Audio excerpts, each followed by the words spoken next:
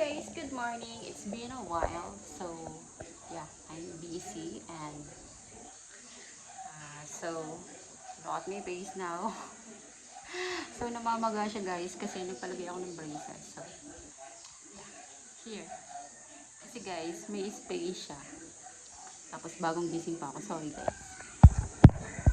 So, nimiss ko kayo guys. Dahil ilang days din ako guys talagang hindi nakakapag a month I think.